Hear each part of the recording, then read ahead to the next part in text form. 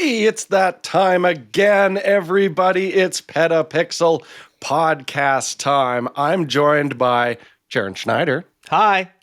And over there, it's Chris Niccolls. Hello. Everybody's back in their homes again after a weird and uncomfortable episode last week where Jaron was lounging in the background. Weird and everything uncomfortable? I don't know. I was comfortable. It was like a slumber party. I said what I said, Jaron. No, Jaron and I had a pillow fight right after. It was adorable.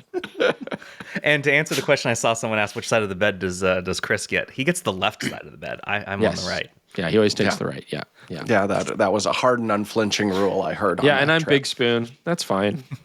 But guys, the timing was a little bit odd because you were in Prague at the time when we dropped one of our big annual episodes, which was the smartphone shootout. Right. To which the comments were nothing but positive and useful.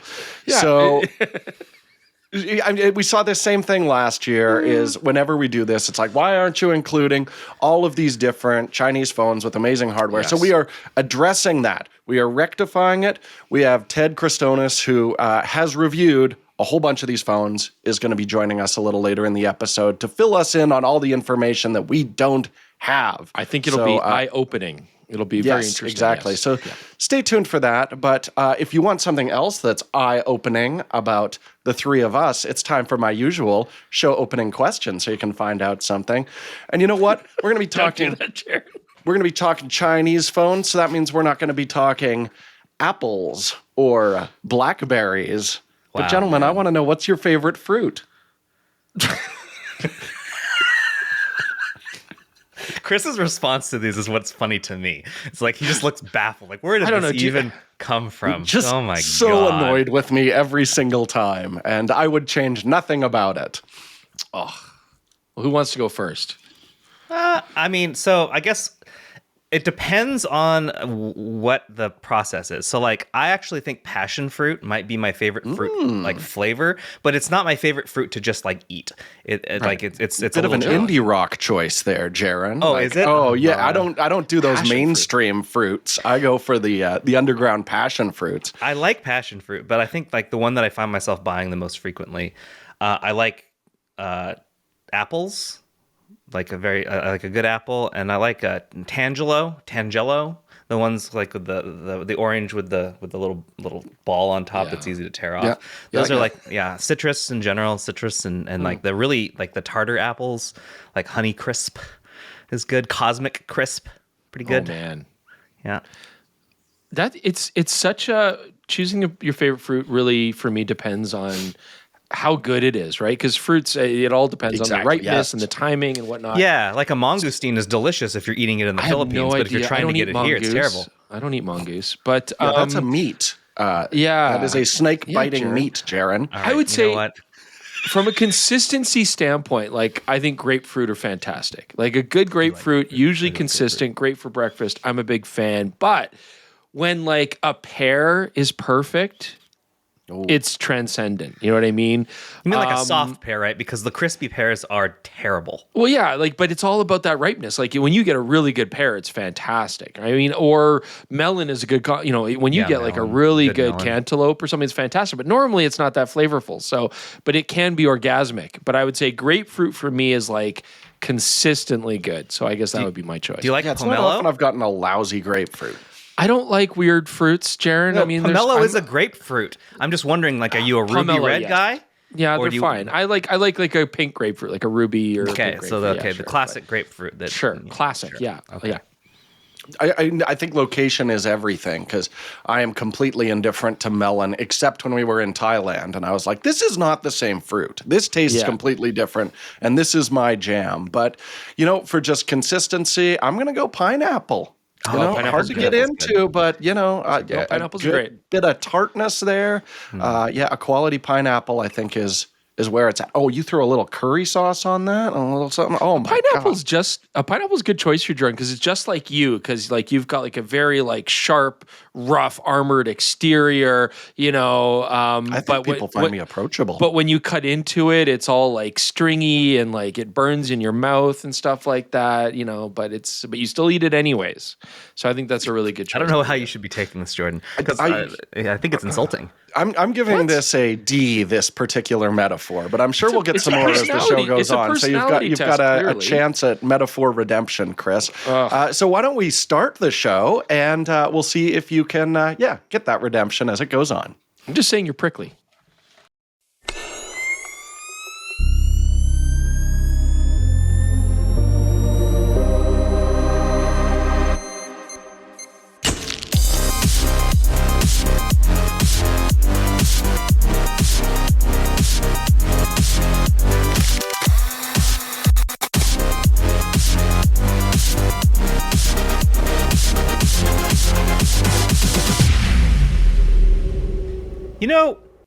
We don't always have a sponsor on the PetaPixel podcast, but that's okay because our PetaPixel members are some of the best sponsors we could ask for. They could be our sponsor. Yeah. So you know what? If you they are our sponsor. Yeah, I just said that. If you're not a PetaPixel member, maybe you should consider it. That allows you to contribute directly to the production of this show, make everything better, support Chris and Jordan and everything that they do, and it costs just $3 a month or $30 a year. But it's not just those good vibes that you'll get. You'll actually get some which we guarantee you. Right, yeah. As soon as you do it, you'll feel good. What's your favorite benefit, Jaron, that you get from a PetaPixel membership? I like the fact that there are no ads on PetaPixel.com. So when we came up with this concept, we wanted to make it so that PetaPixel was easier to read, better to read, and got rid of ads. And that was the core of what the original idea of the membership was going to be. And the website loads faster. It's much easier to get to the content you want.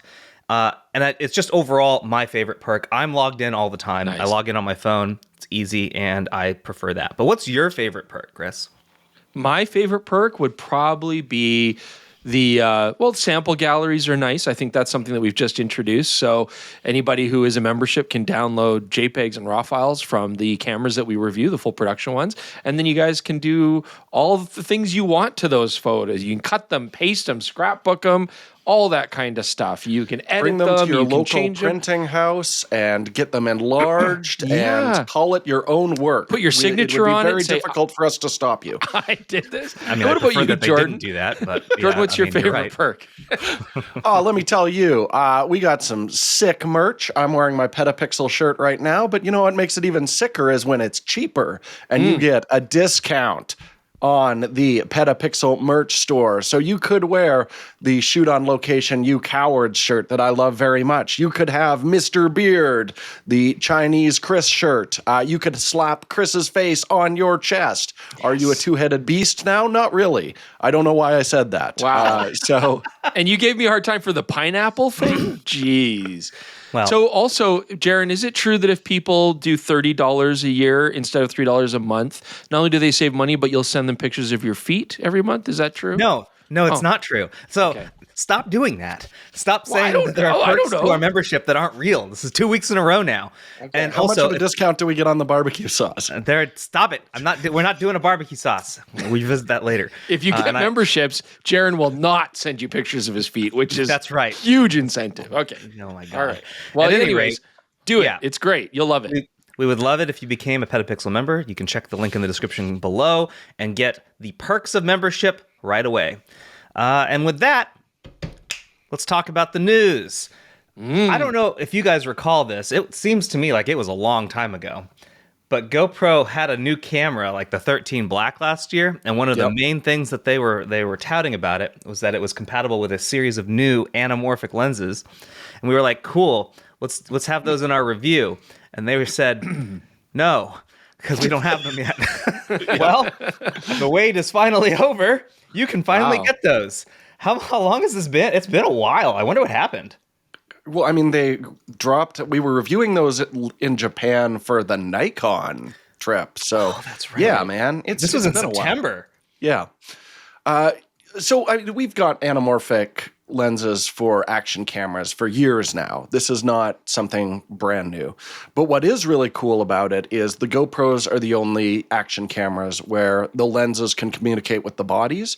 So if you're like, oh man, anamorphic is going to be a pain because I'm going to be looking at a weird scooshed image while I'm trying to film. This is great because it is going to desqueeze it in camera and save a desqueezed file as well. So slap this thing on, suddenly you got a wider frame, a more cinematic look to the image. And it doesn't mean you have to know a whole bunch about like modifying your image afterwards in post. It just makes it very accessible, which I think is going to be quite cool for people. Here's a question. I mean, it is a neat idea, but I think a lot of people are going to be like, why on an action camera? Well, why would you do that? But of course, there's benefits to how small these are, places that you can put them. So what do you see being the sort of target audience and use case for putting anamorphics on these GoPros? The big one, I think, is matching it with larger cameras, which has become a huge use of all of these. So, if you're shooting a short film or something like that, and you are shooting it anamorphically, then yes, you're going to want like a similar look to like a similar cadence to the motion, and you're going to want them streaky flares, so you can cross-cut between the two of them. And, the limitation with the GoPro, you can go to these ultra wide perspectives, but it's also very, very tall. So I find it quite difficult to compose with, where here you could use like a little bit more of one of the more natural framing modes, but still get some extra width at the edge of the frame, which is how I prefer to compose an image. So there are definitely benefits to this.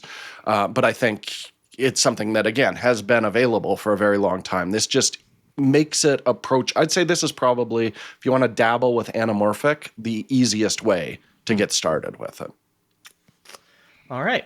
I don't know why it took them so long to get this to I'd still like to test it. I couldn't dedicate a review to it at this point, but it would be fun to just mess around with and see how well all that software works. But it's neat, right? Because they bayonet right on to the front. Yeah, it snaps on, and it's like, oh, you've attached the anamorphic lens. Suddenly, you've got a wider aspect ratio. That's a really smart thing. Even just the filters, when you put them on and they know what filter it's using. ND filters? Click it on, and it's like, oh, you attached a 3-stop. Here's our new shutter speed. Oh, that's not enough. You should have actually gone to a 6-stop ND. It's a very clever system. Yeah, very cool. All right. Well, we published a story and by we, I mean the PetaPixel team did. It was not any of us here, where it was based on an interview that the three of us did in Japan with Tamron. And Tamron says that they'll make more prime lenses if that's what photographers want. We want that. Yes. Yeah. Okay. But we all have to speak up. Everybody speak up. So here's what they said. We will continue to listen to our customers, and if there's strong demand for high-end lenses, we will plan and develop such products. Mm-hmm. As for how Tamron receives feedback, the company says, our company gathers user needs through direct interviews at events, conducting surveys, reviewing online reviews, and analyzing market data. So if you go to these events and you are wondering why are we not getting X thing from Tamron, go find someone to listen to you and tell them so that then they can go and do it. I want to see Tamron's prime lenses come back. I really think that those have a place in the market. Tamron's doing good. They're making money. And it's interesting how big a percentage of their revenue comes from strictly the photographic realm. So they're making lots of mirrorless lenses. They make very interesting mirrorless lenses. But it was the DSLR primes that we really liked. And they were peak. But they were basically kind of right at the time when we reviewed them. It was right at the time when mirrorless was really taking over. And I think the timing was just unfortunate. And they never decided to make any primes for mirrorless in the same way. What if they based it on like, well, those didn't sell very well, so why would we make them again? It's like, well, because your timing was bad. Yeah, timing was bad. That's always going to be the argument. And this article emphasizes high-end lenses, which makes me think they're thinking like Sigma Art. But what I found so brilliant were their 1.8 lenses, which hit a really great middle ground. They were optically quite a bit better than the first party f1.8 lenses. They all had really nice macro capability. Super well built, fast focus motors. And that's still kind of, certainly some of the Chinese companies are hitting that niche right now, but there's definitely room for Tamron to jump back in. So if they just dropped mirrorless redesigned versions of those three 1.8 lenses, I'd be stoked. Yeah, it's a good point. And the tough thing is, as you say, companies like Viltrox especially. Viltrox seem to really be smashing right now and pushing hard for market share, making a lot of autofocusing lenses that are very affordable but very good, compact designs, compatible designs. And so I've been pretty impressed by a lot of their lenses. So Tamron's got to get in this market if they want to now, or forever hold their peace, I guess. I think when we were at CP Plus, that's a great example. The Viltrox booth was incredibly busy, much more so than, like Samyang was also there, Zeiss was there. But outside of Tamron and Sigma, the most attention by far was at Viltrox, which I found very interesting. Yeah, they're going to be exciting to keep an eye on. Yeah. All right, next one is that Canon is leveraging its dual pixel CMOS technology to allow the sensors to capture 3D photos. So the idea is it's using the dual pixel tech to create a depth map. What do you guys think of this? They've got to keep trying new ways, because autofocus, the dual pixel is great for that, works quite well. And every once in a while they're like, look, here's another innovative use for dual pixel, and it never really is. Remember dual pixel RAW, Jaron? I do remember it kind of. Yeah, Did you have a good that's why time I with giggled. that? No. That's why I giggled. I mean, dual pixel modes on the cameras just have never been that useful, right? Like, what you remember they would tout like, oh, you could also correct motion blur and stuff like it's just not the case. It's never been that functional. Like the thing is, these pixels are so close together. It's useless to build a 3D map based on the offset of those two, but it does make a lot of sense that you could build a depth map looking at all of those on a sensor. Right. Yes. And then build a 3D image off of it. But that's a hell of a lot of processing going on. Can I ask you guys a question that you're not prepared for? Great, love it. One of the things that I see a lot in discussions about Canon when it comes to their resolution is that, someone will say like, well, it's only a 24 megapixel sensor. Someone invariably in the comments will say, well, actually, because it's dual pixel, it's really 48 megapixel. Is that... Can you address that? Is that true? Not Go, really. Chris. Well, not really, right? I mean, the main emphasis of dual pixel is really to have dual photodiodes for the sensor to do advanced autofocusing. And it does work in that regard, right? I mean, I don't think that we're getting... Anytime we've seen them do like the dual pixel RAW capabilities, don't we actually lose dynamic range, Jordan? Like... I didn't really see an impact in that. But yeah, the idea was to make incredibly minor focus adjustments with it, which are basically, again, useless because those pixels are jammed so close together. Yeah. So no. It's not giving us a resolution advantage really in any way, it's like, I guess the argument I hear is it's 24 megapixels, but those pixels are as good as if it was 48 megapixels. And I just but that's not silly. true. I just think that's absurd. I mean, you look at a 24 megapixel file or a 45 megapixel file from a Canon R5. Resolution-wise, it's very similar to anybody else's 45 megapixel sensor. So you could become a PetaPixel member, download those RAW files that we have shot on Canon cameras with dual pixel tech, and resolution-wise, they're going to be right at parity with what other companies with similar megapixel counts are able to pull off. Yeah. I could see theoretically you could absolutely build a 3D image out of this. It's just like, is it so incredibly processor intensive compared to like, why don't we just put the 3D lenses that Canon already manufactures and you have the correct offset already there? There's no processing involved. That just seems to be a more practical use. Right. Yeah, I agree with you, Jordan, that this appears to be one of those things where like, what if we could sort of things that Canon shows is just like, here's how great our technology might be in some point, maybe. I don't think this is going to result in anything. But Canon is trying to push 3D technology more than any other photographic company, like of the big companies, right? I mean, they're dedicating themselves to making dual lenses for 3D applications for video. And this application, they're really kind of trying to do the depth maps for things like promotional materials, selling products, that kind of thing. You put a product on a rotation take some video of that rotation using dual pixel. It can then build depth maps as well, and just kind of like let you explore that in a very three-dimensional way. And I mean, that's a very specific use case, but that could be very interesting if you're trying to sell things like artwork or three-dimensional objects where you really want to see depth and width, like fly fishing reels, for example. I don't know why I'd pull that out of my head. So yeah, I mean, I see the application. It's just, this isn't something that's going to blow photographers away. Fine. But it's interesting that they can use this in a way that could be useful for selling products, for website usage, virtual stuff, that kind of thing. Yeah, I'm going to jump back to, like I just talked about CP Plus for Viltrox, but for Canon as well, I think it's very telling that maybe, would you say half of their booth was dedicated to the 3D aspect? They had a giant section there that I was fighting my way through trying to find a functioning V1 that I could talk about. But yes, they had a huge display there. There's a big emphasis. They had those lenses out there. They really do see this as a huge business going forward. Yeah. All right. Next one is a new member of the L-Mount Alliance. Yay. Sirui.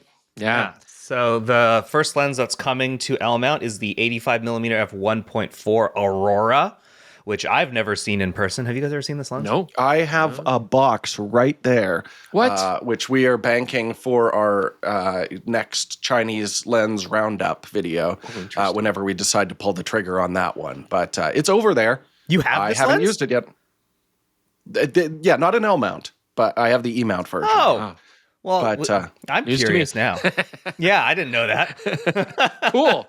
Yeah. All right. Well, neat. Well, the Sirui, which doesn't make a ton of lenses, it isn't. It's definitely. I think I know Sirui more as a tripod manufacturer, which is probably, if you look at their logo, that's a tripod in that logo. But they are making autofocusing glass. Yeah, they started working on optics a few years ago and have been kind of quietly producing more and more. So interesting. I'm still not sure what really the plan is for the L-Mount Alliance. Like we'll see, like from Samyang, for example, they're in it, but their new lenses don't necessarily come out for L-Mount, so it's just a little bit confusing. Now, I think that is exactly what's going to happen though in this particular case, right? Because Sirui make full frame lenses for Nikon, not Nikon, but Fujifilm X. They do Sony E. They do APS-C lenses full frame for Sony E, and so we're going to obviously see Nikon Z as well. They do Nikon. Yeah, APS-C. Yeah. I get, or maybe not autofocus. I don't know, honestly. But according to the story, which was written by our team, and I trust them, this lens at 85 f1.4 is available for Sony E, Fujifilm X, and Nikon Z. What? Full frame? Okay, well, interesting. But now it'll all the more reason why I'm curious why Sigma doesn't do it. But anyway, yeah, very weird. Like, but now I don't know why we'll Nikon have it for keeps L-Mount. blocking them. Yeah, now we'll have it for L-Mount. I want to play with that 85 1.4. Looks nice. I'll run it over. So the thing that I know Sirui for is anamorphics, which seems to be a real theme. Yes. They were the first company to do autofocus anamorphics.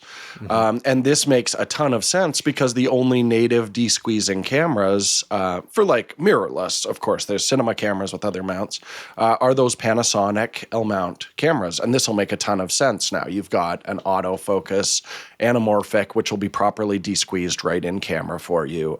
So I can see that being a big market. I just think it's really weird they didn't launch with some of those because that seems to be the big gap that they could certainly fill in the L-mount lineup. But they put out an 85 1.4 when Sigma already has an absolute banging 85 1.4 available in that same mount.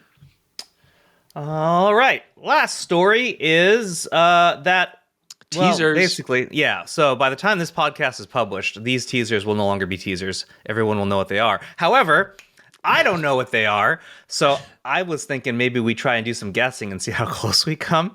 So let's. So Canon announced that there are 2 cameras coming. One of them is obviously the V1. It's the one that's like the most visible in this teaser shot too. I don't know what the other one is. But this apparently is when they're going to do the North America availability of that. My guess is that this is essentially going to be more along those lines, but like more ZV competitors, is what I think is likely going to happen with both of these. If that's true, is it too late, Jordan? I know this whole they've always billed them as vlogging cameras, and that entire market is now owned by the DJI Pocket 3. If you want to walk with a camera, that's a better tool than the ZVs out there, the Nikon Z30. That doesn't make a lot of sense. Where these do still, I think, certainly have their place is for doing something similar to what I'm doing right now. You know, if you're going to be recording yourself for TikTok or YouTube or whatever, these creator cameras do still have a place for that specific niche. And Canon has a real background there, so it might make sense for them. But I think it's a much smaller market than it was before because phones, which we'll talk about later, are very good now. And if you want to walk with something, that Pocket 3 is fantastic. So the use cases are just getting a little bit smaller. So this other teasing camera, I mean, the other way that you could go with this is you could be like, okay, well, aren't these kind of cool to sort of fill in a niche in the pocket shoot market? The pocket point and shoot market that everybody wants to have. These little compact pocket cameras, they can do good video, but they're also just fun walk around. Needs a flash. Point and shoot cameras, but they don't have flash. Yeah, they don't have flash. They're not. I don't think the second camera is going to have an EVF just by the look of its profile. So yeah, maybe I think they're just going hard on the vlog market. And as you say, that was a market that we already for years have been like, why are people throwing money at this? Yeah. Not that there isn't a market, but as you say, it's like people were either using Sony's pretty hardcore or the DJI Pockets now, right? Which have really taken over. So. Speaking of Sony teased a go small, shoot big announcement that's coming basically at exactly the same time, targeting NAB likely. I was looking in the comments of this article, and someone linked to what appeared to be the previous thumbnail for this before Sony switched it out. And it looks like it's a Venice extension. Now, I want to point out, we haven't been talked to about this at all. Usually the cinema division of Sony doesn't talk to I think we're considered consumer media or whatever, so they don't even talk to. So this is complete speculation. Very dismissive. But do you think that this is another FX camera, or is this what appears to be a Venice extension? We're right before NAB, so we're going to start seeing a pile of professional cinema camera announcements. And I remember hearing a while back, there's that F1 movie with Brad Pitt that's shooting on Venice. And there was talk about they're doing something really similar to what they did with Top Gun Maverick, where they had detachable mounts in the original Venice cameras for that movie. So I could see them just saying look, we spent the time to develop this, let's make it commercially available. But the other part of me is just the FX9 is so out of date at this point, but that's also a big camera. So it doesn't really fit with that motto of the small camera. Yeah. So I don't know. I suspect FX6? It's an extension for the Venice. FX6, I think, is still quite current. That FX9, wow, that's 2019. Holy, yeah, that's a while ago. And when it came out, I was saying, what? The Sony A7 III sensor? That thing was already very long in the tooth when this camera launched. So it's in real need of an update at this point. All right, well, by the time... You guys are already going to know what these are by the time you listen to this podcast. So let's see how close we were. But with that, let's wrap up the news and go to our conversation with Ted Kritsonis and discuss about all those smartphone cameras that all of you listening aren't considering. And we're joined by Ted Kritsonis. He's PetaPixel's contributing mobile and computing writer who also, as he told me to write, I have it here, who also knows how to use a real camera too. Yes. Don't immediately eviscerate him in the comments. Okay, yes. He does do other photography as well, but he uses a lot of smartphones. As I recall, you're a very tall person. By the time I met you, you towered over me. It's good to have you, Ted. Thanks for joining us. Oh, thanks for having me, guys. So we're going to talk about the smartphone cameras that those listening to this podcast right now are very much not considering. That said, when we do our best smartphone of X year, we always get a ton of comments that Chris isn't talking about certain smartphones that he should be because they're X, Y, or Z better at a certain thing. So the problem with trying to do all of that is that video would be 95 hours long and he would still have to leave stuff out. So what we're hoping you can do is tell us what smartphones should we be considering, or should someone think about, and then what makes them so good? So like you came back from Mobile World Congress recently, so you've got a lot of things on your mind, I'm sure. Yeah, and already we've had 2 or 3 models, flagships, come out from China this year. I mean, the year's not even 3 months old, and we already have 3. And all of them are excellent. So the Vivo the Vivo X200 Pro really stood out to me as, right now, it's the best phone of 2025 as far as camera quality goes. One is because of the outstanding telephoto lens. It is the best I've seen on a phone. Now, mind you, it is using the same image sensor. It's a Samsung image sensor, by the way, which Samsung inexplicably did not add to the S25 Ultra. And of course, I'm sure they're never going to tell us why. But that image sensor is also the same one on the telephoto for the Xiaomi 15 Ultra. So we have the same image sensor on 2 of these Chinese flagships. Leica optics on the Xiaomi, yet at the same time, I found that the Vivo was better in it was more versatile, I would say. So if you're shooting action from a distance, I mean, I'm at a New York Knicks game and I'm in the 200 level. I'm way back, and I'm freezing action in the in the paint, on the court. We had Mikal Bridges was about to dunk the ball. I mean, it was crazy. Like that. First of all, you're never getting that with an iPhone, not even close. And you're not getting that with a Samsung. Like the established brands that we know here have ignored action photography in ways that the Chinese brands are taking very, very seriously. So I know I'm sort of meandering a little bit here, but the point is that we have 3 phones. So we have Xiaomi, we have Vivo, we have Honor. All have released flagships. I'm going to throw in OnePlus in there too, because the OnePlus 13 is an excellent, excellent device, and one that was a significant improvement in some key areas over the 12. So we've got 4. If you want to count that, you have 4 devices that have come out already from Chinese brands that ultimately, to me, have already served notice to the established ones that we know that they're just coasting. They're just not really doing anything to compete because they don't have to. These brands are not here. So go ahead. I want to ask you about that, Ted, because we have, I did play with a Vivo phone quite a long time ago. I can't remember if it was like an X70 or X100. I can't remember the actual nomenclature. It was quite a few years ago. But I mean, for people that don't know, I know a lot of people saying, "Oh, try the Vivo, try the Xiaomi." We can't get them in Canada. I mean, Canada has one of the most draconian mobile situations. Well, Ted would know. Time. Ted's Canadian too. Yeah, it's horrible, as you know, right? And then in the States, I mean, it opens up a little bit, but obviously Chinese phones aren't really very popular or very loud in a lot of things and stuff. And so I guess my first question would be, how easy is it to acquire a phone like that and then set it up for a North American market if you wanted to? Because I remember with the Vivo, I had to go through like crazy loops. I mean, of course, the Chinese mainland apps weren't supported, right? I couldn't read half of them. I had to get Google reinstalled, like a North American type of Google installed to make it work. There was lots of little workarounds I had to do and fixes to make things match up with my mail and stuff. It was quite a nightmare to even make it compatible to some degree.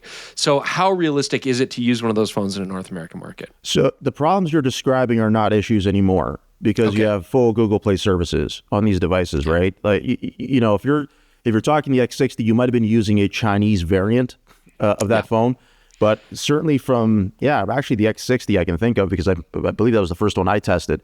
Since then, you have global variants, right, that have full Google Play services and everything. There are some nuances that sometimes come up. So, for example, with a Xiaomi phone, if you set your region to Canada or US, then it disables the eSIM feature. Okay. But if you set it to UK or a European country, it opens it up. So it's there's some weird nuances like that, but generally speaking, for what most people are looking to do with their phones, you can use it the same way as you would use a Pixel or a Galaxy or anything like that. There's no real difference in that regard. To me, the bigger thing is more availability, because even Even there may be some 5G connectivity issues too, because the bands are different. But again, I'm noticing that's starting to change a little bit too, as well as these brands really are targeting the European market in a very big way. So slowly but surely, we're getting more and more band compliance, or compatibility, I should say. Compliance is the wrong word. Compatibility. So it's more about actually getting the phone in your hand that I find is the bigger challenge, as opposed to whether or not you can make it work. You can make it work.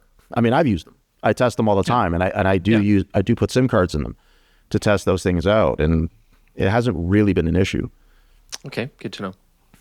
So one thing I kind of wanted to touch on, you mentioned the main what I like to call the main manufacturers, the ones we've reviewed, Apple, Samsung, and Google, that they've been quite stagnant. Now, I think like so much of everything that we do is like, look at what our new AI-based things are doing for image editing and building things out, which we know takes enormous resources to do all of those kind of features. So do you have the impression, because what I'm kind of seeing is the big manufacturers here in North America, well, I mean, Samsung's not based here, but the ones that we have available to us, they're leaning really heavily on all of their processing, their huge, access to a ton of information, where the Chinese companies don't have access to that same thing. So they're focusing on hardware, which is what seems to be kind of like stagnating here. Is that your impression as well? So actually, the Chinese brands are actually pursuing this from the software perspective as well. One thing I've noted in my reviews that has been a significant change over the last couple of years is the editing suite within the gallery app. So photos or gallery, whatever they want to call it, but basically the app where you see the photos and then you want to edit them after, there have been some significant changes there. Now, they are not, it's interesting because as much as China is perceived to be ahead in AI, and they are in a lot of ways, the AI features are where I feel like the Samsungs and the Googles have still an advantage. But when it comes to basic editing, I have way more options to do things with my photo on a Chinese phone than I do with a Pixel or a Galaxy phone. Some of the editing tools, like a curves tool, I don't have that on a Pixel, right? As photographers, we can appreciate having that. Because it means that we can at least edit a photo on the fly, offline as well, and just do a little bit more granular work with it. So I actually see they're probably going to double down on that, but I think there's going to be a big AI push in the next couple of years where the Chinese brands are just going to try to outdo Google and Samsung in every way they can. So I think they did it kind of in a smart way, because they said, okay, we have this foundation here of the basic tools that we know people, photographers like to use, but we're going to get that AI stuff that's going to also cater to both those and regular users as well. Touching a bit on what Jordan asked regarding like hardware improvements, I will say it's at least my perception that these Chinese brands are trying more things from a hardware perspective. No question. Yeah, so like one of the things they're definitely doing is with that telephoto you brought up with the X200 Pro. That's a periscope design, which is not a new idea. Periscopes have been around for a long time, and yet we still aren't necessarily seeing them very often. Like, I know that Apple did the Tetra Prism thing, but that's not quite the same thing. Do you have any idea why the periscope is not as popular with the major brands? Because it seems to be a great way to really improve quality. I don't know. I wish I had an answer for you on that. I don't know why there's this reticence, or even just, I don't even know what to call it. I mean, reticence just comes to mind because they just don't seem to want to. And I agree. I mean, Vivo and actually Xiaomi as well, because the 15 Ultra has a periscope telephoto also. They figured out not only to do a periscope better than before, but also to add good image stabilization with it too. And so that's why, for me, to be so far back in a basketball game and to freeze action, I mean, part of that is software, no question, because you have to use a certain mode to get that shot. But at the same time, there's no question that the OIS helps a lot with that too, since I'm doing it handheld from a further distance. So these are the kind of things like, I mean, I would say, and I think I've mentioned in some of my reviews too, the way I see it is that these Chinese brands are thinking, okay, how can we change what a photo is from a smartphone, as opposed to just a snapshot that anybody can take on an iPhone or anything like that. How can we make it so that people think differently about how they take a photo, how they compose a shot? I just get that sense. Now, they haven't, well, I haven't really had these brands confirm that is their MO on this, but I just get that impression that between the modes and the features and the settings, I just feel like, okay, they're trying to help people, or at least induce users to shoot photos in a different way than a typical snapshot. That's just my impression of what. Okay. Right. Yeah. So I want to build on that because, I mean, as you know, Ted, reviewing smartphones is very difficult from a photographic standpoint because on the one hand, we're talking about hardware. On the other hand, we are talking about software and computational photographic techniques and how the manufacturers take the data that they get from the cameras and then actually make an image from it. And there's so much variance there. There's so much customizability. So I guess I want to word this in this way because when I played with the OnePlus 13, I was impressed. I haven't used a OnePlus phone before. It was very good for the money. It has bright lenses, big sensors in comparison to a lot of the American phones. And I was impressed by how they handled certain things. Portrait depth maps were nice. Maybe the look of the photos is a little bit more contrasty than I would prefer, but that can be adjusted. So I guess my question would be this. Because we have these big differences between the image that you capture and then what you actually get out of the phone, which phones do you think right now have the edge when it comes to like raw hardware performance which would be appreciated by a photographer that was intending to take the file probably as a raw file and edit it themselves later, and just really who then has, like, do you think the best sort of hardware, or do the Chinese have an advantage there versus who do you think is doing a really good job with processing those photos and outputting those to customers, a lot of which aren't going to want to do the whole raw processing image quality and, are going to shoot these as I want to get a convenient shot, put it on Instagram and have it look nice? Yeah, it's a good question. And I'll answer it in two parts. So the first part, I would say, so when it comes to raw output, obviously the size of the sensor helps tremendously with that, right? So if you have a Type 1 sensor like Xiaomi does with the 15 Ultra, although interestingly, Vivo downgraded. They had a 1-inch sensor in the X100, but then went to a smaller size in the X200.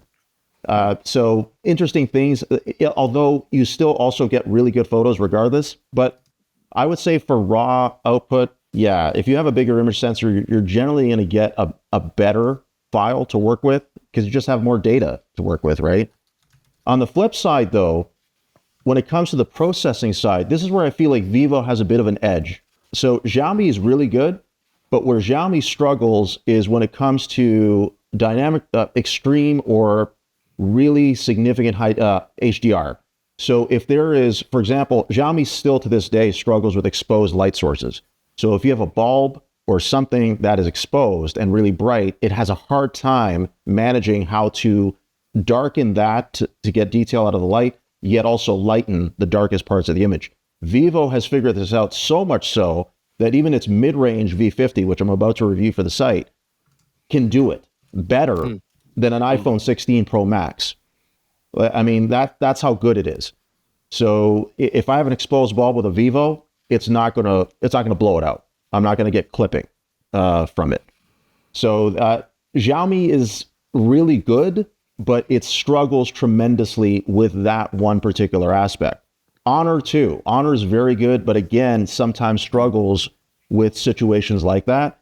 But if I'm to take the same shot with an iPhone or a Pixel or a Galaxy, I'm also going to run into the same problems. They're not all going to handle those types of situations or settings the right way. In fact, I would argue that those three are more of a mix. Like the iPhone's a mixed bag to me. You can get a killer shot and then literally just change the perspective or the angle, and it's garbage. Right. So it's just, and that happens less, way less using one of the Chinese brands. Interesting.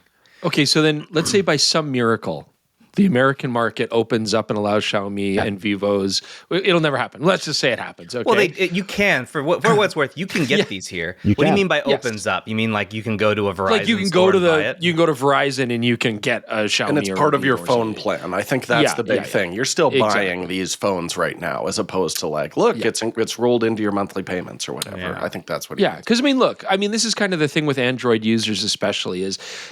A lot of Android users, I think, appreciate, just like building PCs, they appreciate the ability to modify their phones and to change things and to make them work in other regions and stuff, right? But that's not where most users want to go. Most users want to be able to pick up a phone, have it work trouble-free, not worry about warranty issues, not worry about anything like that. So let's say it magically opens up.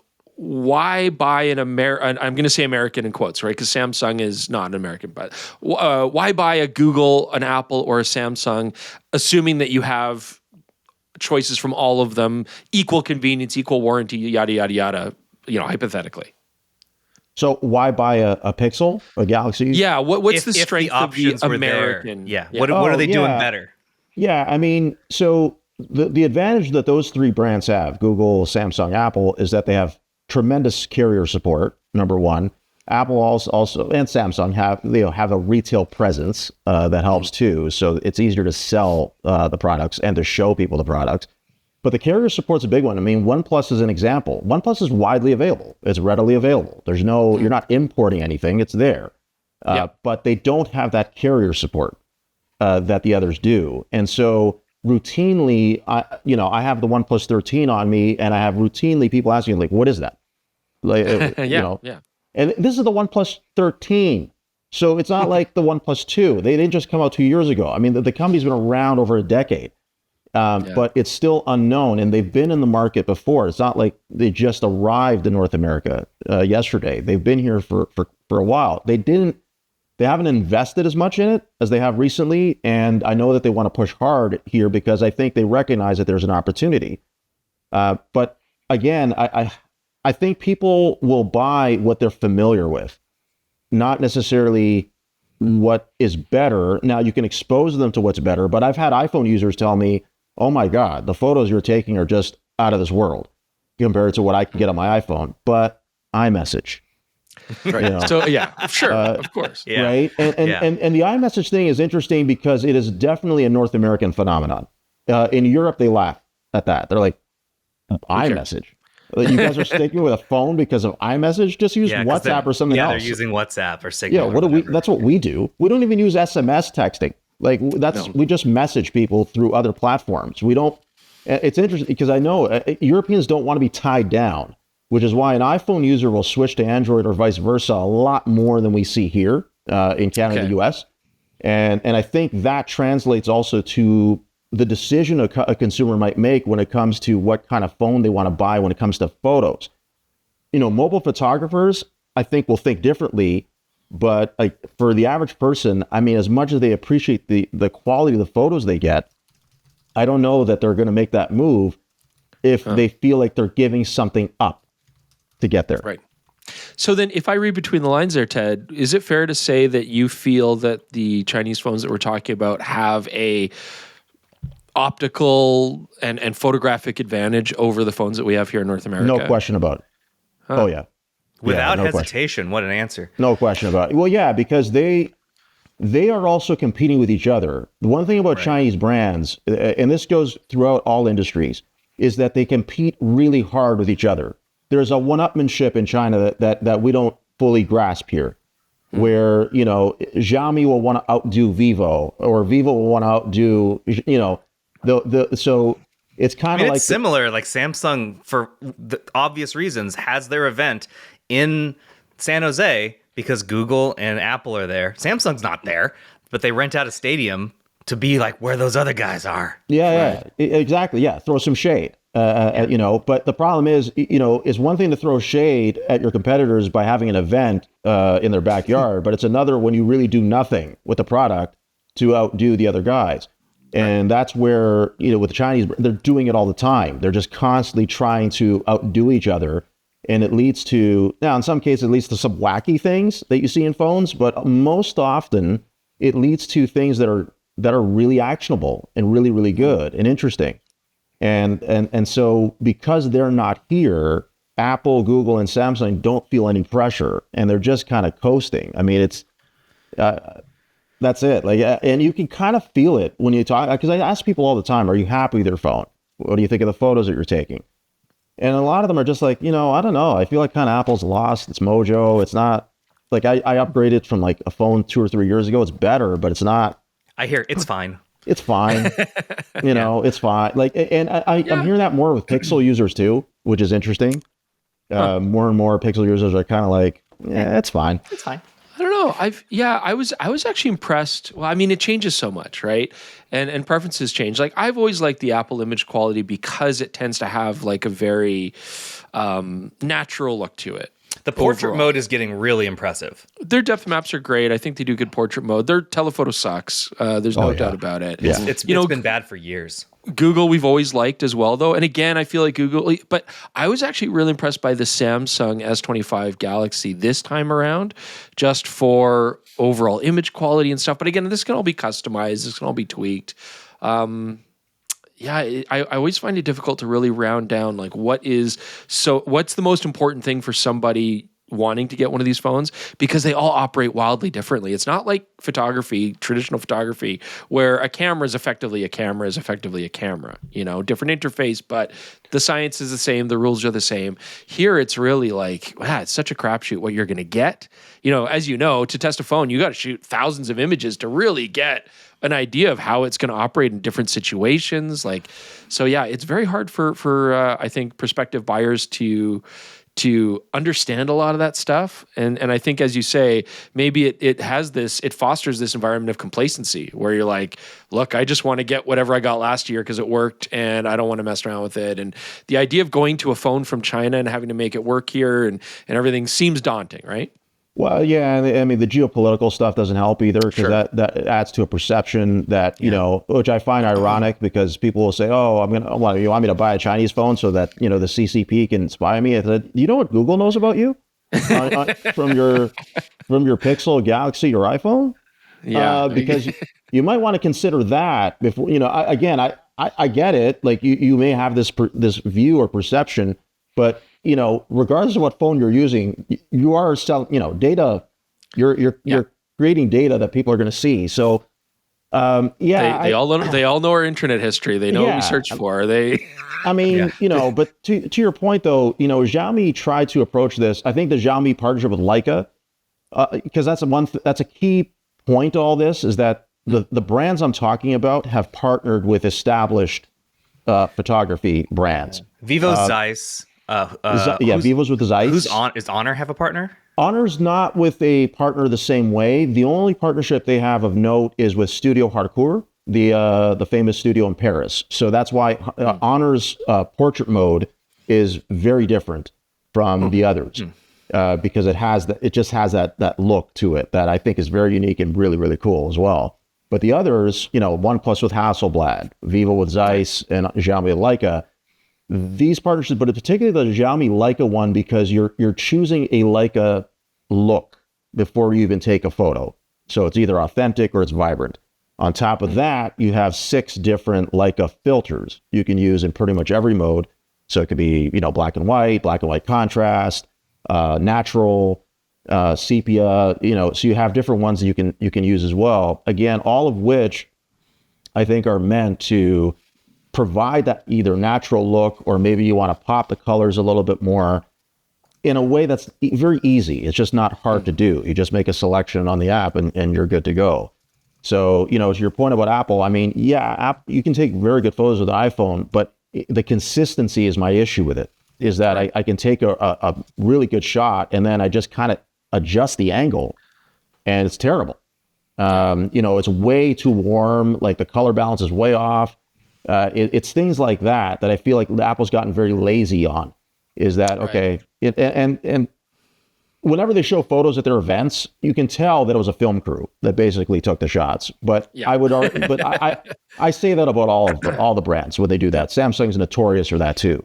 So it's just, but at the same time, great photos are possible. But I think consistency is what matters, and that's where the Chinese brands I think are pulling ahead. Right. So I know when we talk about, oh, sorry, go ahead, Jordan. Well, I was just going to say, so one thing I'm very curious about whenever we review a phone is when it comes to video performance. I really feel like the Android phones are very similar to me. Like I can say like, oh, the Pixel is a little bit better in low light, or the Samsung has slightly sharper video on the main camera. But it all does still have very much like that. Very over sharp and very processed. A lot of the stabilization I've found generally on Android phones looks quite artificial, especially at slow shutter speeds. And I feel like Apple, that is the one area every time I've reviewed them, especially since they added Apple Log, they just seem to be head and shoulders ahead. Would I see like real video benefits if I took a look at some of the Chinese stuff for video performance? For this particular generation, yes. I would say yes. Now, Apple is still, to me, the benchmark, right? Which is kind of, again, interesting because, like, okay, you guys got video down, but you can't Isn't that crazy? Still, yeah, you can't seem to get still photos. Yeah, but the photos are not. It's wild. It's actually wild. It is. It really is. But the gap has been closing, and it's been closing for the last few years. So if we were to have this conversation 3 years ago, we would look at the Android phones on video and be like, gee, wow. I mean, way over processed, like, the HDR is terrible. And they weren't doing log at the time either. So it wasn't like you had alternatives. Samsung had a pro video mode, but again, it was limited in what it could do because ultimately you could work with what you have, right? Now it's this current generation I find has taken some strides because they've prioritized it more. So in the past, still photography, I think, got more of the resources. Whereas now I think they realize, okay, we have an opportunity here, and especially because it doesn't hurt that you have Chinese brands like DJI that are making gimbals, along with others, right, that make gimbals. So if we're going to make it so that these are appealing to users to use with devices like that, we have to improve our video game as well. So I think you will see with the current generation that there probably would be an improvement in that regard, especially because they also support log. Yeah, cool. What would you say is the best Android smartphone for video right now? Oh, I probably still, I'm tempted to say the Vivo X200 Pro because the lenses are, just everything's so good optically. But at the same time, I don't know. I was pleasantly surprised at OnePlus, the OnePlus 13 that way. Yeah. But I think Xiaomi might be a little bit ahead in that regard, just maybe a little bit. It's tight, like it's a tight race. All of them you'd put above the Google and Samsung, which is really interesting. Well, yeah, but see, Samsung now has log video. Now none of these other ones do, right? The only ones with log are Samsung and Apple. No, Xiaomi does. Xiaomi's done log for a couple of years now. They have. Okay. Yeah. And I'm saying like native log. For anyone listening, I'm not paying attention to that supposed log app that you can get in like the Google Play Store. It's not good, and I'm tired of hearing that it is. But we're talking native log. Yeah. So when you want that extra level professionalism, I think that's where Xiaomi is good because you have log, but you also have full manual control. So you have like pro mode video as well. Nice, right. And so at least that way you can really play around in post with what you're working on. So I would give an edge there because I feel like the toolkit or the toolbox is a little bit more expansive with Xiaomi compared to Vivo. But, if it's just the average person shooting, a video clip, I think for the most part, they'll be satisfied with what they get. Sorry, we're just trying to clean this up because we're running out of time, but there's a couple things I wanted to ask you, Ted. First one, do you think the US's stance on Huawei and what happened with Huawei hurt the perception of all Chinese brands almost irreparably? I don't know about irreparably, but it set it back a long time, for sure. Also, who was elected president, I think impacted that too, because the heat turned up significantly in that regard in terms of the competition and all that. So yeah, I think it definitely had an impact as far as how Chinese brands are perceived.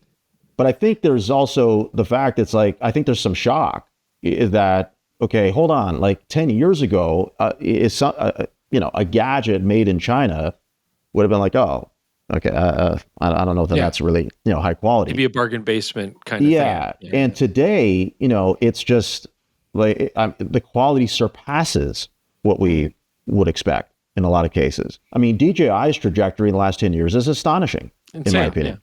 Yeah. And that's kind of the case with Xiaomi as well. Xiaomi didn't start making flagship phones until maybe a handful of years ago. They were playing more in the mid-range space before that. So that's where I feel like there's a bit of a shock to people that, oh my God, they're making this kind of stuff over there, and they're doing it quickly, faster than I think people anticipated or expected. And because they don't know the market or they don't know what these devices are, there is, I think, for some, there's at least this initial, they just kind of like, it's probably not that good. But I think once they see it in action, it's hard to deny. They're impressed. I have to say, I do think that just the name Xiaomi might be a problem. Right. It sounds so Chinese. Vivo's pretty easy. Vivo's probably better. Honor's great. OnePlus, yeah. Great. Yeah, they just. I mean, I say this as Chinese. It just sounds so Chinese that I think it might be a really hard for some people to take it seriously. Last one, we talked about this before offline, like in the past, Ted, but Sony gave up. Sony essentially in North America said we can't break through that thing that you mentioned earlier with getting through to the carriers. That was that's at least what I was told for years. Like they weren't selling very many. They couldn't get them in people's hands within any reasonable amount of time around when they launched them. Including like they would ours. announce, they would announce a phone and be like, all right, well, we'll send that to you in 8 months. And it's just like their launch strategy was terrible. They did eventually give up. What makes you think that these Chinese brands who are going to come up against those same situations that Sony did won't do the same, or will they? I think the culture is different. So the Japanese corporate culture, as you guys know, is prioritizes seniority and things like that. It's just China is like one massive startup. It's wacky and wild ideas that people are willing to invest in. That people are willing to kind of see through. I don't know that Japanese is even storied and established Japanese companies have that kind of culture. And so I feel like the Chinese, these Chinese brands, I think are relentless and will continue to just do what they're doing and do what they're doing. They're even willing, I think, to hit every market around the world and leave North America last and be like, okay, look, you guys can't ignore us now. We're basically everywhere except where you are. So is it us or is it you? Right. That is in denial here. And so that's where I think is probably the overlying strategy. I don't know that for a fact. This is just my opinion, but I feel like that's probably the overlying strategy is, okay, we're gonna get into Europe, South America. We're already in Africa, the Middle East. We have solid footholds in East and South Asia. So in Europe as well, right? They're starting to really pull. Oh, yeah, big time. Yes. Yeah, big time. So on that same topic, then, just really quickly, from the big phones that we're talking about from China, with their markets across Europe and Asia, who's the big player? What's the sort of market share, just like ranking, from best to lowest kind of thing, or lowest to best? In ranking, like how much in they market sell, share, or market share, like how many people using Xiaomi versus Vivo versus Honor versus in Asia? I would say let's just say globally. What would you say is the big player? It's I don't know offhand where they rank. I know Huawei's killing it in China. Okay. So that's interesting because it's not using Google Play services or anything. I believe Xiaomi's up there. I mean, Xiaomi, I think I remember them saying something like they're ranked second or something like that. But again, context, is that ranked second for a full 12 months? Was it for a quarter? You always got to read the fine print with those types of announcements. But so offhand, I'm sorry that I can't be definitive. No. I'm just curious. Yeah. But yeah, I know that Xiaomi definitely has increased their market share, but they all have. So Vivo has as well, but Vivo has done it. India is a huge market for Vivo. So, which is why Vivo has done launch events there, because that has been a big market for them. And Honor has really tried to push Europe in a big way, which is why they will do launch events there as well. So the priorities, I think, are similar in how they're trying to push into new markets, but they seem to be, the spearhead, if you will, seems to be a little bit different between all of them. Very cool. Well, Ted, thank you very much for joining us. So, I mean, I think we probably could have talked longer, but we do have to call it here. Appreciate you taking the time to chat with us. Yeah. We'll maybe check in with you later this year, see if there's anything else that came up as the year progresses. But thanks, man. Appreciate it. Yeah, your knowledge is way better than ours. So thanks for stopping by. I appreciate it, guys. Thanks for having me. Thank you, Ted. Thanks. I mean, for me, that was a really useful interview because I just hear about all these things and people mad at us that we don't talk about them. But to actually get some context outside of reading a full review, I think is really interesting. And just, I think it'd be great to just check in with Ted regularly as we see these flagship 100%. Chinese phones and look at the state of the industry. But I found that enormously useful. Very helpful. We can't know everything. There's so much stuff out there. And again, like, we don't readily have access to these products either. It's great that we have experts like Ted who do get access to these products. So, you know, we can't know everything. We can't have all the answers, but then we will find people that do for you. We are dedicated to that. And we will bring them on this show. So the people who do know everything are our listeners and viewers who now have all the information. To know everything from these people. I'm smarter. I was dumb half an hour ago. Now I am smart. Yeah, exactly. That's not what I've been up to, though, is getting smart in the last half hour. You guys were in Prague, so you know what? I'm going to quickly talk about what I have been up to we missed you while you were out there. Seriously missed you. Yes. Although we did have a great time. It was tough for me to watch. So tied directly to that, you're in Prague. My brand new 4K HDR of Amadeus shot in Prague arrived while you guys were out there. So last night, I watched that movie again, where they just released the theatrical cut, which has been unavailable for like 20 years now. So I love Amadeus. It's one of my favorite movies ever made. If you don't know it, it's the story of Mozart and Salieri, his competitor, a composer at the same time, who hates Mozart. And Mozart's just like an annoying little punk rock idiot, and it's great. It's such a fun movie. I think it's got a reputation as like, oh, it's one of those stodgy old Oscar movies. It's not at all. It's hilarious and super fun. But my only issue with it has been, like, the pacing in the middle is a little bit saggy, and that's because I've been watching this director's cut, which is 25 minutes longer than it actually was when it came out. So for the first time since high school, I watched the theatrical, and this movie moves. The pacing is fantastic. Wow. This is the director's original version is the one that you should be watching. You like the theatrical You get to see like some opera scenes, and there's one interesting scene in it that explains some stuff later on. But for the most part, theatrical's the way to go. I had a great time watching it. And this is a movie that I've seen probably 10 times at this point, but to just like sit there, I totally locked in, didn't check my phone the entire time. It rules, and you get to see gorgeous Prague landscapes throughout it. It's all shot on location. It's a beautiful, wonderful flick. The other thing is, it's not going to be out by the time this podcast comes out, but there is an upcoming episode where I looked at an old Kodak camera, and this is my window. I want to tell you guys what was going on while you were in Prague.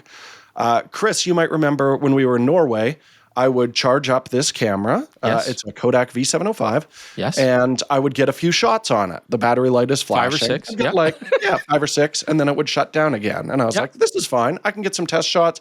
Everything's great. The battery life was actively reducing from that point every single time I've turned on the camera to the point where I'm trying to finish this review, and I would have to choose, did I want to zoom in slightly and take the picture with no flash, or turn it on, push the shutter immediately on the ultra wide, and that's the only way I could get flash. That's how bad it got towards the end of it. So I just want everyone to know that, the process of power on, make that choice, and then the camera immediately shuts down. As well, I wanted to do some lit portraiture with this camera. Chris knows that was an intention of mine. Yeah, that was. And I did some testing, and it had a long exposure flash mode. So I could pop the flash, drag the shutter, and then I could fire a secondary strobe. And I was like, I can do some really cool experimentation with this. But it resets that setting every single time you turn the camera on. And it got to the point where I didn't have enough time to go through the menu before it would die. Turn it on, and it would die before I got there. So enjoy the constant light portrait in that. Just know that I had great expectations, greater aspirations that were dashed. Yeah. Yeah, And if you're gonna criticize the photos, understand the situation they were taken in. Where I go, power. Oh my God! Click, click, click, click, click. It boop shuts down. We had a way better get home time and take than a look at the memory card. Yeah, disaster. Oh man! So on this, that's note, what I've been up to. Wait, Chris, can you haven't talked to Jordan about this yet, right? This thing you're pointing to. What is this, Jordan? What does Can you show that to him? Can you pull that? What is this? Do you see Can you do it? I don't know. Yeah, I can Chris, see a can you box. please grab It's it? there. Show me what that is, Chris. Let's see what this is. What are you trying to build dramatic tension? Yes. Wait, Amadeus. What? Yes. This What is is for that? you, my friend. Brought this back from Prague for you. Fujifilm was nice enough to give us. This is an actual cell, like 5 frames out of the original kidding me? 35 millimeter transfer. So this is for you. And Oh my God, that is like a genuinely incredibly thoughtful gift. isn't that cool? Well, it was from Fujifilm, but of course I want you to have it. So yes. So Chris and I both got one, and I told Chris to bring you mine because I thought you. Well, would thank enjoy it you. more. That's amazing. That's going behind me on the you would love that. podcasting setup got some here. other- No, that's amazing. I've got some what other scene swag is for you, it? too. Can you tell me which scene those cells are from?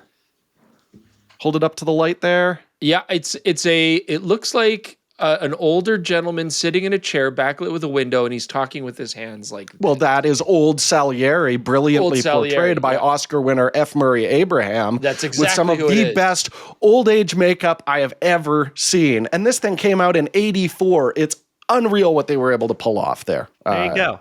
You know what's Chris, cool? you're right. You were right. You told me that Jordan. Oh, I would was be like, over the Jordan moon would about love I'm this. this. losing Yeah, my yeah. guess right now, guys. So you get this that is today. great. Yeah. And some other swag too. But the cool thing about Prague, I've always wanted to go to the city. It was beautiful. It was very cool to visit. Beautiful. So before you go on, Chris, I have softened. So Jordan asked us last week, like, what did we think? I was originally like, I don't know, it's kind of like the same color everywhere. I'm not super into Prague. And I realized later, after you and I went out and shot some more around Prague that wasn't in the old town area. We went elsewhere. Right. I actually also like Prague. So Yeah. I think I was a little down on it because I was only forced to go to the touristy areas, and I didn't like those as much. I mean, the first thing I'll say is like the cool thing about Old Town, and the reason I wanted to visit Prague is because there is this cultural. They maintained this cultural aspect of Prague and kept it alive. And so, yeah, like I could see how you could shoot Amadeus there and it'd be great because like the Baroque architecture is intact. All the old castles are intact. Like, they keep the frescoes going and stuff like that. And so in that regard, it's very beautiful. Everything there is older than our entire country. And so that's really exciting. I mean, I always love that about Europe. And no, I mean, I thought it was culturally fantastic. I mean, the castles are beautiful. The gardens are beautiful. Very interesting bridges, of course. For me, what was really cool about Prague, it's about the same population as Calgary, but it's such a walkable city and everybody does walk a lot that from a street photography aspect, you can always find interesting light because the roads are not grid like North America. They're winding and changing. And so you can find where the sun breaks through and creates interesting shadows, even in bright sunny days. Even in the worst time of day, typically. Beautiful light. And everything's reflecting off the buildings and all the pastel plaster that they use. Everything is, like Jaron says, there's a lot of pink and a lot of yellow and light greens and taupes, but the colors are beautiful. The balance is beautiful. And there's people walking all over the place. So I really enjoyed it from a photographic aspect. Lots of people were very nice. They, came up and talked to us and really liked the show and stuff. So people were friendly. The food is perfect for my diet because it's just beer and the fattiest cuts of meat. And bread. And maybe potato. And bread, yeah. I actually found there wasn't that much potato. It was mostly bread. Mostly bread, mostly fat, which is great. I loved it. Yeah, So, Chris was just like, this is the best thing ever. Yeah, I mean, fantastic. the pictures you got there as well, we haven't talked, like the response from everybody and from me as well. Like those are some of my favorite photos you've taken. Oh, that's very nice. Clearly that city agreed with you. And it is a bit of a cultural mecca there. What kind of rock do they listen to there? American. Oh, stop. He wants to say prog rock. He's just being a silly goofball. Oh, all right. Yeah. You look at the smile on his face. It's so, my God.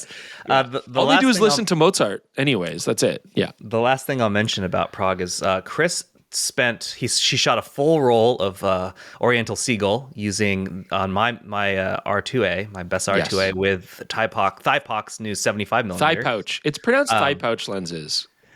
Those are being developed now. I shot, in addition to his one roll, I shot 9 more rolls on multiple different cameras and stuff. So those are being developed too. And we shot at least parts of an episode of 2 other Thaipox lenses. So we'll see how that goes. Yeah, we had some extra time while we were there, and got some work done. I will say, of course, we got to play with this, right? Yeah, the GFX. You met a bunch. You actually went to Fujikina, which was 2 days after their X Summit, and it was held in the same location. And you stood in that hall, and we should have put a booth around you because people would come up and start talking and want a picture with you. It was really it was nice. Yeah, we were only there for about an hour.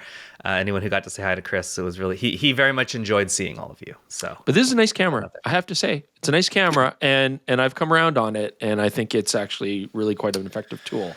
For what we were doing, street photography, urban exploration. I think there's a lot of merit here. I know a lot of people are hating on it, but I don't know. It wasn't as bad as we talked about it for an hour last week. Yeah, you're right. So, for what it's worth, before I move on to the next thing, we will be in other places soon, and I'll do my best to let you all know when it happens. But one thing you can put on your calendar, if you're in Las Vegas during NAB, we will be there from April 5th through the 9th. We will be in and around Las Vegas. If you want to say hi to Chris or Jordan and you see them, you should absolutely do that. They love to say hello.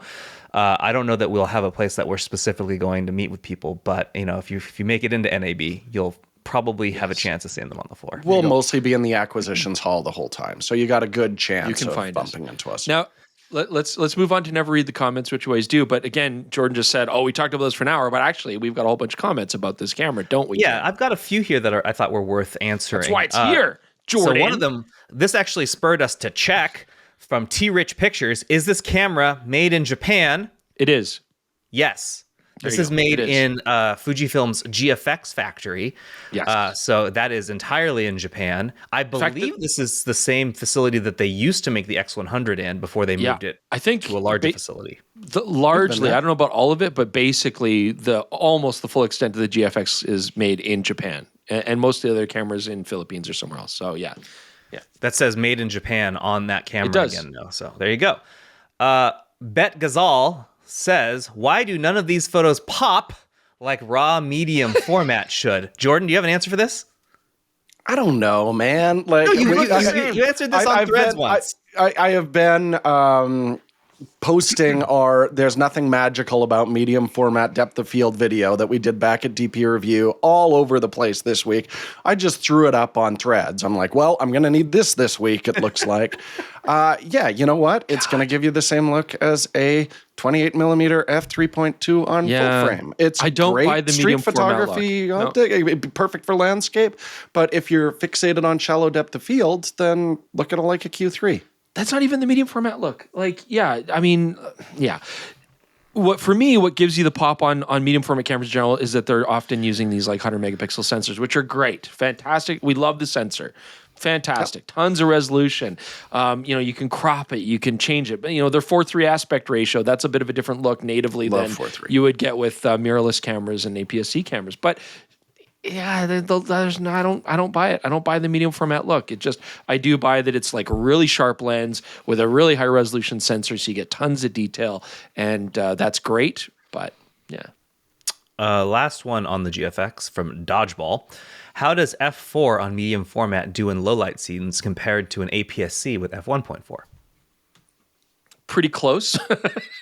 Pretty close as far like what are we talking about? Shallow depth of field and light gathering. Light gathering capability.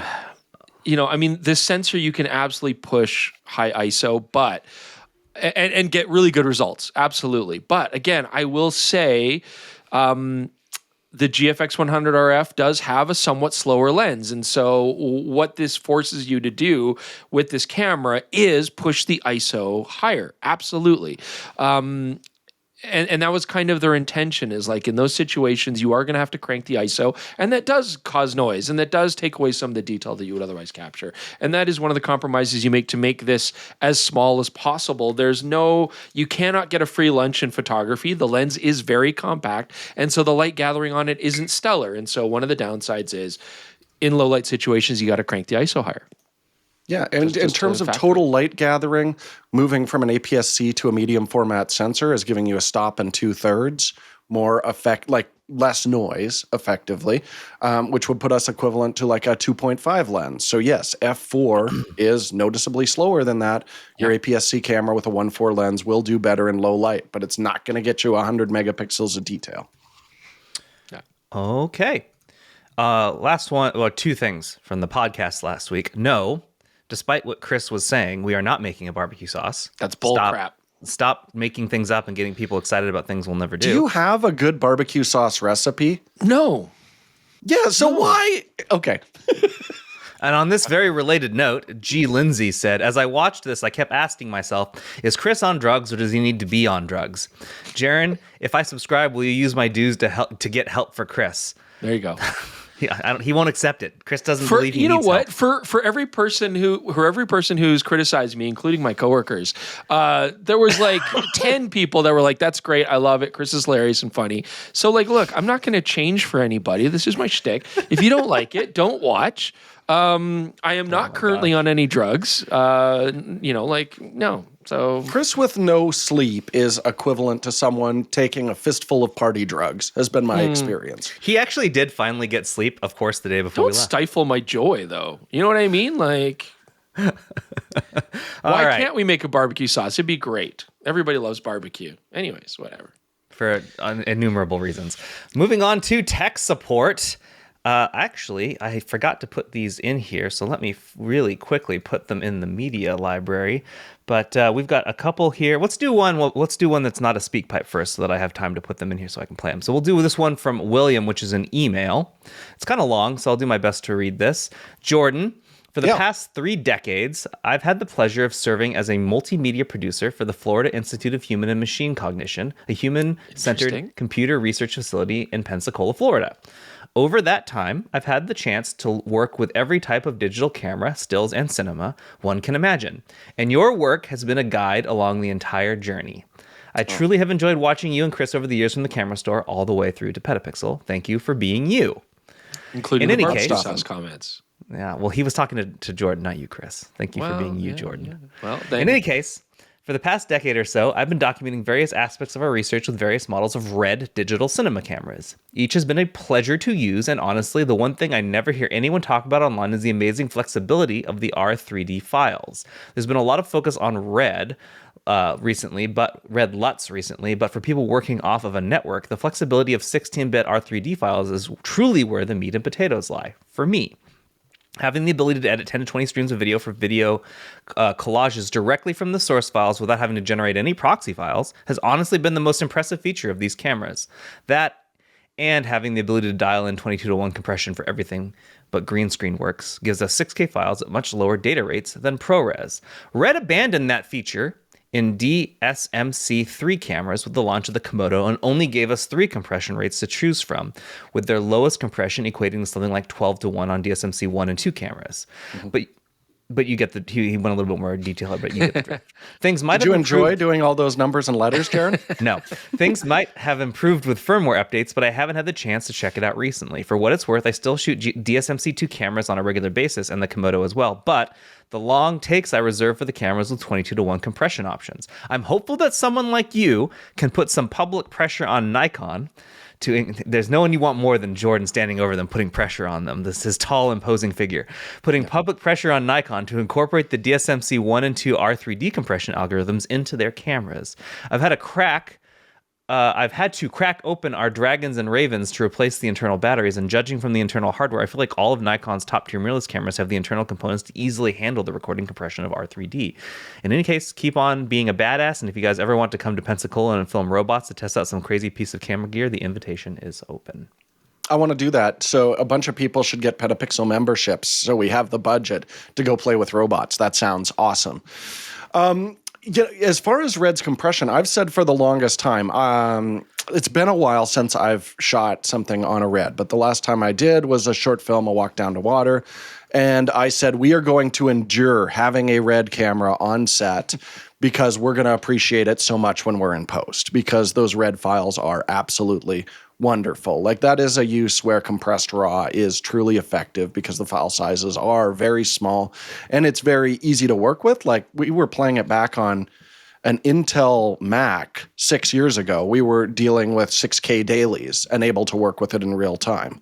It's just a very effective form of compression. And I'm really excited that Nikon might swoop in and start implementing that on some of their mirrorless cameras. And I would like to see really heavy compression schemes going forward. So yeah, I'm going to be bullying. I'm going to give me them high compressions. I haven't used a Red camera that doesn't offer 22:1 because it's been a little bit, but I would love to see that feature on a mirrorless camera. So yes, that's what I will be big and intimidating and continue to kick ass and hopefully one day see robots. There you go. All right. The speak pipes, they're now uploaded so I can play them for you. This one is from Kier. G'day blokes, Keir here from Ipswich, southeast Queensland. I'm a mainly analogue photographer, but I also do a little bit of video and do some camping videos and the like. My main computer is my Steam Deck, which unfortunately is shy on power and storage. So my question is, what's my best method for juggling storage? Like, at the minute, I'm bouncing between SD cards, but for information density and cost benefit, am I better off getting a portable hard drive and using that, or is it really just efficient to keep bouncing SD drives or thumb drives? Yeah, in that, any advice is welcome. Cheers, fellas. See ya. Yeah, I am amazed that he's using a Steam Deck as his primary computer. Why not? That's a case study I would not have thought about. So but it would work. There's no reason it wouldn't. Definitely get yourself some hard drives. Portable hard drives is a great way to go. You can get little compact drives like this, 2 terabytes. For what it's worth, that's an SSD, not a hard drive. This is an SSD. I mean, yes, okay, but oh man, Jaron, all right. It's just important to make a distinction. No, it's not a semantic. It's a very important distinction. Either way, SSDs or spinning hard drives are all good. We like these as far as compactness and travel, the SSDs, but also the ruggedness of not having to worry about moving parts. Hard drives, I think, are still fantastic if you're going to keep them as a storage at home, as a base station storage. Hard drives will give you the best sort of price versus capacity right now. And it's also easy to put those into like some sort of RAID setup where you have 2, 3, or 4 drives, for example, or more, but I don't think you would need that for your scope, into a device that you can upload everything to, and then it will back those up across the multiple drives. Because you definitely want to have some sort of duplication to avoid any sort of drive failure and losing all of your stuff. But I think it's still way more efficient, honestly safer than having SD cards scattered all over the place. Well, SD cards also just aren't designed to do what I think you're doing. Long-term storage. They don't survive as long. Like, their controllers can burn out. So I'd be very careful doing that. Same with thumb drives. Thumb drives also are notoriously worse. Yeah. I remember when CF Express first came out and I said, like, these are fast enough. I could just leave the project on here and edit off of it. And I was actually advised not to do that because they're designed for, shooting photos and video, but not used for like constant access when you're actually working with the files. Jaron, I don't know if you were going to say the same thing I was about to, but this Genki save point that was actually made for Steam Decks would be a perfect companion for that. And it's really nice to get pass-through power as well with it. Yes, Genki save point is fantastic. When I was traveling, yes, Chris is showing all of hard drives. Yeah, that's a hard drive. Yes, those are hard drives. You got to be careful with those though, because if you while they're operating, if they're spinning and you move them, it can cause them to be irreparably damaged, or drop them on the ground and stuff like that. They're not my favorite for mobile at all. But anyway, the Genki save point is one of the coolest one of the coolest little SSDs that you can get right now, and it's surprisingly highly affordable. Yeah, they do get hot, but they have that heat sink there for a reason. So SSDs in general are getting quite affordable now. We're past the time where you have to pay a ton of money. So if you want the convenience and the ruggedness of having little SSDs, but again, Kier, whatever you do, absolutely, you need duplication, triplication to really ensure that those things are going to be safe. Don't put all of your memories on one thing, store it somewhere in a closet and hope for the best that it never fails or gets damaged, right? Yeah, you got some options. We got another speak pipe. I think we got time for one more. This one is from Callum. Hey, this is Callum in Scotland. Like many, I'm a big fan of the podcast, and really appreciate the videos, so keep up the good work, guys. This is a random technical question that I thought Chris and Jordan could maybe help me with. For years, there's been concern about batteries in mirrorless cameras not lasting as long, and that was made much worse working in the cold. With so many of today's cameras accepting USB-C power, I was curious as to whether wearing a battery pack close to the body, underneath your jacket, that sort of thing, and feeding a cable down the sleeve and into the camera would run these things much more effectively if you were out cold weather shooting, such as you would do around Calgary at this time of year. Would love to hear your thoughts on this. It's just a bit of a random curiosity, but thanks for your comments. Mm-hmm. Yeah, it is a possibility. It's not, we've considered it, but it's not one that I would use in a practical situation. I think the first thing I would say, having the USB-C port usually is in a place on the camera where you want to put your other hand anyways. Even if you used a right angle USB-C cable, I'd be worried about pressure on that port, damaging it, flexing it. Not to mention the one that's actually going to the battery pack inside your jacket if you were to do that. And you're going to be stretching it and pulling on it when it's up your jacket and stuff like that. I don't know that would be practical. And you definitely don't want to wreck that port just because they are so important for the regular functioning of that camera for pretty much everything else. So, but you can do it. And a lot of people will do a very similar setup if they're doing a camera in a remote thing, like a remote wildlife setup in a box or something like that, where you can keep the battery warm with a heater, for example, and then also have it plug into the camera for long-term life. For what I would do for winter shooting is just have a spare battery and just swap them. So one spare battery inside your jacket where it's nice and warm, the other battery in the camera when it gets cold, and then as it starts to drop, swap them out. The warm battery kicks the function in, the cold battery warms up and will begin to function again, and you'll get perfectly good battery life. That would be my recommendation. I can say I have done this with a Panasonic camera, and because they actually make a cable catcher that sits on the side of the camera so it doesn't yank the cord out while you're doing it. And that worked really well, except for one issue, which is if the internal battery gets too cold, even if you're plugging an external USB-C into it. And this might just be the case with Panasonic cameras, but I suspect it's the case with all of them. It needs that base level charge on the internal battery to even power up. So eventually the camera just stopped working until I warmed up the battery in the camera itself. So it's feasible, but I just think it's impractical for most situations. Chris's solution makes way more sense. All right. That's going to do it. Let's end the show with the feel-good story of the week. Yes, please. Sigma CEO Kazuto Yamaki was in New York earlier this month at the Sigma pop-up store and had a very long conversation with PetaPixel's Kate Garibaldi. There, he showed his passion for the work he does and how important the people who work with Sigma are to him. So I wanted to read a couple of quotes that he said because these made me feel very good.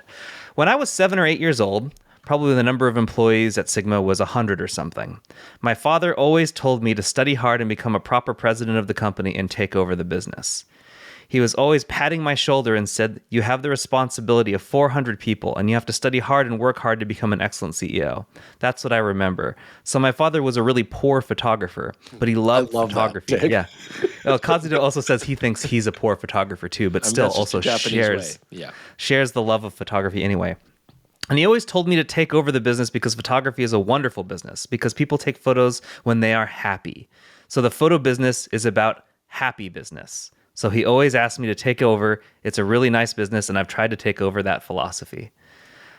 His father told him that having 100 employees or 400 more employees is much more than having that number of people.